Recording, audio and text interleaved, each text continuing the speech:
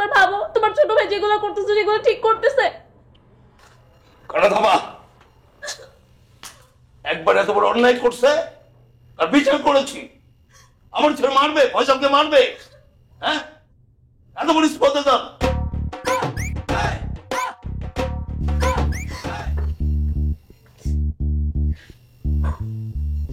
আব্বু, আব্বু আমি তো তোমার খুব আদরের ছোট মেয়ে, তেমন কিছুই তো কখনো চাইনি।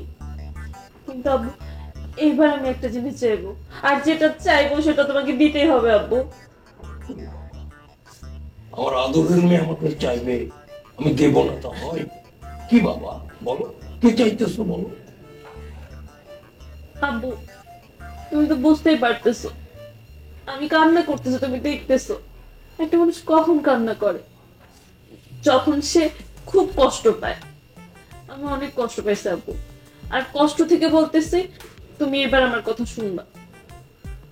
কি এমন কি যে হলো যে তুমি কষ্ট দিচ্ছে? কে কষ্ট দিচ্ছে বলতো, ক্লিয়ার কর।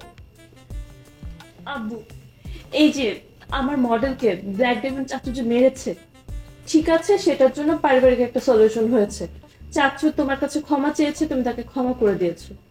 কিন্তু আব্বু যাকে মেরেছে চাচুর কি উচিত না তার কাছে গিয়ে একবার ক্ষমা চাওয়া?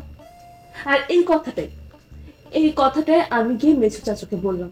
মেছু চাচু কি বলেছে জানো? কি বলে, কেন একটা তিলেখাচে কোম্পানির ডিরেক্টর জিএম গিয়ে তার কাছে ক্ষমা চাইবে, জনসম্মুখে ক্ষমা চাইবে? আর যদি ক্ষমা চায় তাহলে তিলেখাজের মান সম্মান নাকি মাটিতে মিশে যাবে। এটা হয় আব্বু? সেটাও আমি মেনে নিলাম। তারপর আমি কি করলাম, যেই অপরাধটা করেছে তার কাছে গিয়েছি। আমি ছোট চাচুকে বললাম তুমি যেহেতু ভুল করে ফেলেছো, তুমি ফয়সালের কাছে যাও, গিয়ে জনসম্মুখে ক্ষমা চাও। তখন তোমার ছোট ভাই কি করেছে জানো?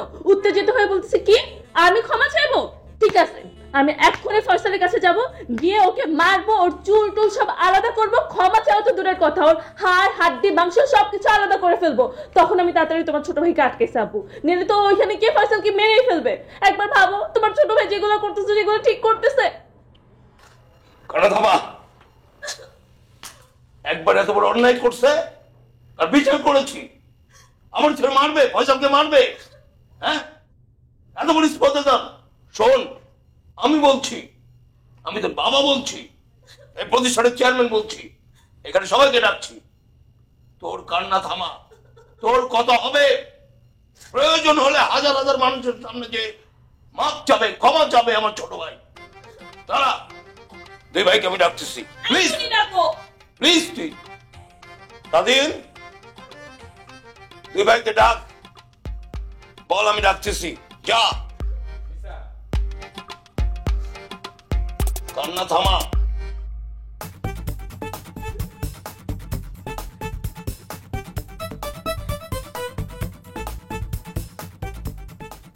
এই কান্না থামা। উত্তেজনা, কান্নাকাটি চলছে। আমার 35 বছরের জীবনে তিলেখাজা অয়েল মিল কোম্পানিতে এরকম কান্নাকাটি উত্তেজনা দেখিনি। কারণ তুই ফয়সালকে অত্যাচার করেছিস, সেই জন্য ওই ফয়সালের কাছে পাবলিকের সামনে তোকে মাপ চাইতে হবে। এই কথাটার সিদ্ধান্ত দিয়েছে তোর মেজ ভাই। আমি তোর মেজ ভাইয়ের পরে হাসতে রাখি। সে কি কারণে পাবলিকের সামনে তোকে মাপ চাইতে বলছে আমি জানি না, সে ব্যাখ্যাটা সে দেবে। হ্যাঁ বড় ভাই, আমিই বলছি, ওই মডেলের কাছে যে মাপ চাইতে, রাস্তায় না, জনসভা করে হাজার হাজার মানুষের সামনে আমাকে ছোট যে মাপ চাইব।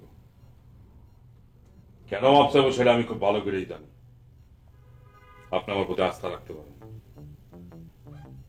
মেজো ভাই যে কথাটা বলছে, এই কথা শোনার পর কারো মাথা ঠিক থাকে। তারপর আমি ব্ল্যাক ডায়মন্ড মাথা ঠান্ডা করে ফয়সালের কাছে চাইতে চাইছি। ওরে বলতে চাইছি জনসভা ডাক দে। এই জনসভার মাঝে হাজার হাজার মানুষের কাছে আমি হাত জোড়া মাপ চাবো, আমার মাফ করে দেন।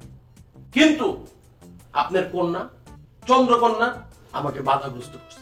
কেন আমারে বাধা দিছে এটার উত্তর জানতে চাই, উত্তর জিজ্ঞেস করেন। এই কান্না থামা। আমার কথা হইতেছে, এই যে তোর মেজ ভাই পাবলিকের সামনে তোলে যে মাপ চাইতে কইছে, আমি তারপরে আস্থা রাখি। এটা একটা খেলা না, সরি বলছি, এটা একটা পলিসি হতে পারে। ও জানে কেন তোকে মাপ চাইতে হবে। আমি সিদ্ধান্ত দিতে চাই আমার মেয়ের প্রতি ভালোবাসা থেকে। হ্যাঁ, তুই মাপ চাবি, হাজার হাজার লোকের জনসভায় তুই হাত জড়ো করে বলবি আমার ভুল হয়েছে, আমারে মাফ করে দাও। হি কারেক্ট। আমি জানি না ও কেন এই সিদ্ধান্তটা নিচ্ছে। চন্দ্রকন্যা, তোর সিদ্ধান্তটা হবে ফয়সালের কাছে মাপ চাবে।